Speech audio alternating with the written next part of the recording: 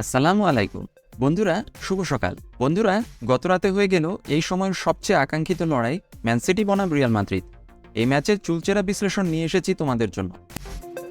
এই ম্যাচের প্রেক্ষাপট: এই সময়ের সবচেয়ে আলোচিত এবং প্রিমিয়ার লিগ ইতিহাসের সর্বকালের সেরা নাম্বার 9 আর্লিং হাল্যান্ড বনাম বলা যায় এই মুহূর্তে বিশ্বের দ্বিতীয় সেরা নাম্বার 9 কারিম বেনজেমার লড়াই।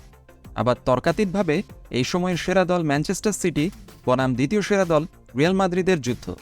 আবার অনেকের মতেই সর্বকালের সেরা কোচ পেপ গার্দিওলা বনাম আমার ব্যক্তিগতভাবে খুবই পছন্দের কোচ কার্লো আনচেলত্তির দ্বৈরথ। জিভে জল আনা সেই ফুটবল ম্যাচটা হয়ে গেল গত রাতে, যাতে স্কোর লাইন বলছে দুই দলই খেলেছে সমানে সমান, এক এক গোলে ড্র মেনে নিয়েছে। ফরমেশন, প্লেয়িং 11 এবং এক্স ফ্যাক্টর। এই ম্যাচে আমার কাছে এক্স ফ্যাক্টর ছিল দুটি। নাম্বার 1, দুই বিগ বস গার্দিওলা এবং আনচেলত্তি দুজনেই আক্রমণাত্মক 4-3-3 ফরমেশনে দল সাজিয়েছে। তবে শুরুর একাদশে আমি বার্নার্ডো সিলভার জায়গায় রিয়াদ মাহরেজকেই রাখতাম। গার্দিওলার দলের জন্য এটাই ছিল এক্স ফ্যাক্টর। কামাভিঙ্গার মতো শক্তিশালী লেফট ব্যাকের বিপক্ষে হালকা পাতলা গড়ানের বার্নার্ডো সিলভা কিছুতেই পেরে ওঠেনি। এক্স ফ্যাক্টর নাম্বার 2, প্রচণ্ড প্রতিভাধররা নাকি পাগলাটে হয়। এই গার্দিওলাও বোধহয় তেমন। এই ম্যাচে ভদ্রলোক একটাও সাবস্টিটিউট করেননি। ভাবা যায় যে জুলিয়ান আলভারেজের মতো প্লেয়ার পুরো ম্যাচ বেঞ্চে বসে ঝিমিয়ে ঝিমিয়ে কাটিয়েছেন। রিয়াদ মাহরেজও সেম। কেন এই অদ্ভুত ট্যাকটিক্স কে জানে? হয়তো সেকেন্ড লেগে এরাই হবে তুরুপের তাস। রিয়াল মাদ্রিদ যাতে এদের সম্পর্কে কোনো ধারণাই না পায়, একদম অন্ধকারে থেকে যায়, তাই এদের মাঠে নামাননি। অ্যাওয়ে গোল সুবিধা কিন্তু নেই। উল্লেখ্য, অ্যাওয়ে গোল ইস্যু ফিফা তুলে দেয় বাস্তবিকভাবে খেলা শেষ হয়েছে সমতায়। ভাগ্য নির্ধারণ হবে আগামী সপ্তাহে ইতিহাদ স্টেডিয়ামে ইংল্যান্ডের বদ্ধ পাগল হাজারো সমর্থকের সামনে। ফার্স্ট হাফে ম্যান সিটির আধিপত্য, অথচ গোল রিয়াল মাদ্রিদের। ফার্স্ট হাফে একচেটিয়াভাবে ম্যান সিটির আক্রমণে কোণঠাসা থিবো কর্তোয়া। প্রথমার্ধের শুরু থেকে ছন্দময় ফুটবলে আধিপত্য বিস্তার করে রেখেছিল ম্যান সিটি। একের পর এক আক্রমণে বুক ধড়ফড় করে তুলেছিল রিয়াল সমর্থকদের। বল দখল, আক্রমণ, গোলের সম্ভাবনা সব দিকে এগিয়েছিল তারা। তবে কাঙ্ক্ষিত ওই গোলেরই দেখা পায়নি, কারণ থিবো কর্তোয়া। বলা যায় জাল আর বলের মাঝে বিশাল প্রাচীর হয়েছিলেন এই গোলরক্ষক। অসাধারণ নৈপুণ্যে 4-4টা দারুণ সেভ এনে দেন তিনি। শুরুর চাপ ধরে রাখতে পারল না ম্যানচেস্টার সিটি। একসময় শুরুর প্রায় 25 মিনিট পর্যন্ত স্ট্যাটিস্টিক্স ছিল এমন: ম্যান সিটির বল পজিশন 70 থেকে 75%, অন্যদিকে রিয়াল মাদ্রিদের বল পজিশন মাত্র 25%। পাস সংখ্যা ম্যান সিটির 250+ আর রিয়াল মাদ্রিদের পাস সংখ্যা মাত্র 70+। প্রথম এই 20-25 মিনিটে 70% বেশি সময় বল দখলে রেখে গোলের উদ্দেশ্যে 6টি শট নেয় ম্যানচেস্টার সিটি, যার 4টিই ছিল লক্ষ্যে। আর থিবো কর্তোয়া অসাধারণ ক্ষিপ্রতায় সবগুলো সেভ করে দেন। বিপরীতে প্রথমার্ধ জুড়ে কেবল গোল পোস্ট অভিমুখে একটা শটই নিতে পেরেছিল রিয়াল মাদ্রিদ, আর সেই সুযোগে বাজিমাত। খেলার ধারার বিপরীতে দলকে গোল এনে দেন ভিনিসিয়াস জুনিয়র। গোলটা ছিল বাঁধিয়ে রাখার মতো।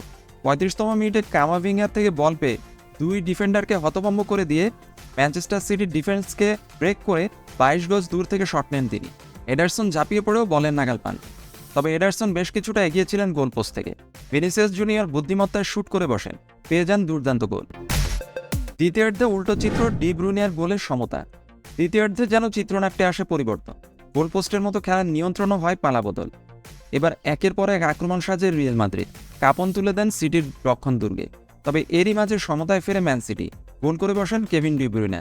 ভিনিসিয়াস জুনিয়রের গোলের একেবারে কার্বন কপি। 67তম মিনিটে একক নৈপুণ্যে গোলের সমতা টানেন ডি ব্রুইনে। অনেক দূর থেকে আচমকা নিচু জোরালো শটে বল জালে পাঠান বেলজিয়ান এই মিডফিল্ডার।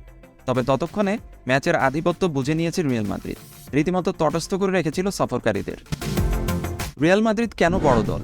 এক গোলে এগিয়ে গেলে রিয়াল মাদ্রিদ কতটা ভয়ঙ্কর হতে পারে তা হাড়ে হাড়ে সেকেন্ড হাফে টের পেয়েছে ম্যানচেস্টার সিটি। আমি অসংখ্য ম্যাচ দেখেছি যেখানে রিয়াল মাদ্রিদকে ইউরোপের অনেক বড় দল কোণঠাসা করে ফেলে, অনেকগুলো সুযোগ তৈরি করে, কিন্তু কিভাবে যেন রিয়াল মাদ্রিদ সেই চাপ সামলে নেয়, গোল হজম করে না। এরপর ম্যাচে 1-2টা সুযোগ তৈরি করেই বাজিমাত করে ফেলে। রিয়াল মাদ্রিদ এভাবে পুরো ম্যাচ ভালো না খেলেও, এমনকি পুরো চ্যাম্পিয়ন্স লিগ ভালো না খেলেও, শুধুমাত্র সেমিফাইনাল আর ফাইনালে দাপট দেখিয়ে পরপর হ্যাটট্রিক শিরোপা জিতে নিয়েছিল। বড় দল বুঝি একেই বলে। রিয়াল মাদ্রিদের এই লিগ্যাসি সত্যিই অদ্ভুত।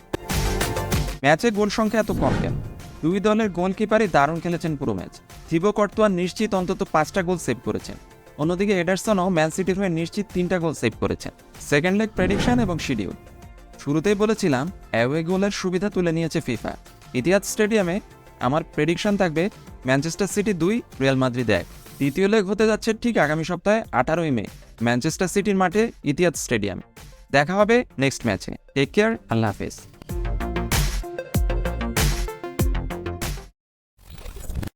Here's Messi. Messi! Who is the best player in the world?